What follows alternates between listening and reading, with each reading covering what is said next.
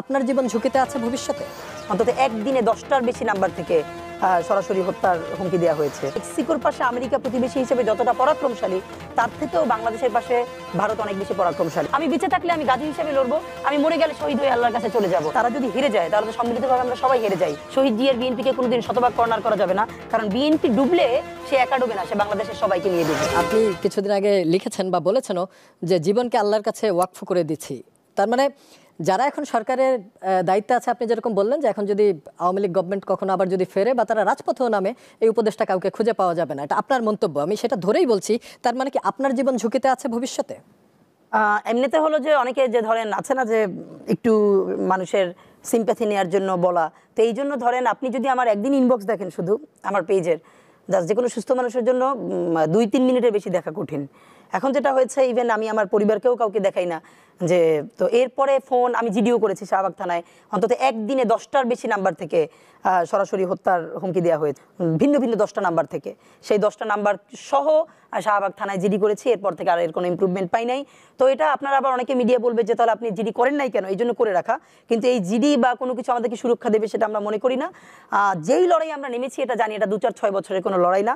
আপনাকে জানিয়ে রাখি যে মেক্সিকোর পাশে আমেরিকা প্রতিবেশী হিসেবে যতটা পরাক্রমশালী, তার থেকেও বাংলাদেশের পাশে ভারত অনেক বেশি পরাক্রমশালী। আমাদের লড়াইটা চলবে, এবং এই জন্য আমি বলেছি আজকে যদি আমাকে হত্যা করা হয়, যে কোনো মুহূর্তে করা হতে পারে।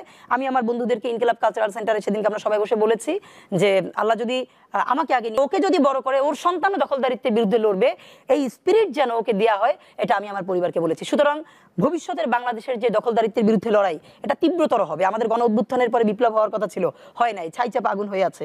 সুতরাং আমরা যদি সেই আগুনের মধ্য দিয়ে নতুন ইনসাফের রাষ্ট্র তৈরি করতে না পারি, তাহলে দুটো কাজ হবে। ওই আগুন আমাদেরকে পুড়িয়ে দিবে, মানে বাংলাদেশ, এই জমিন, এখানকার স্বাধীনতা, সার্বভৌমত্ব সবকিছু পুড়িয়ে দিবে।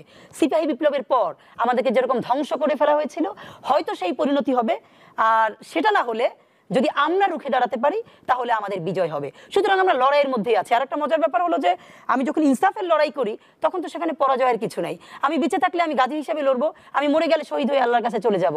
এই লড়াইটাই। সুতরাং ইনকিলাব মঞ্চ 2-3টে কথা হাজারবার বলেছে। এর একটা আমরা বলি যে আসলে জিতই জীবন নাই, লড়াইটাই জীবন।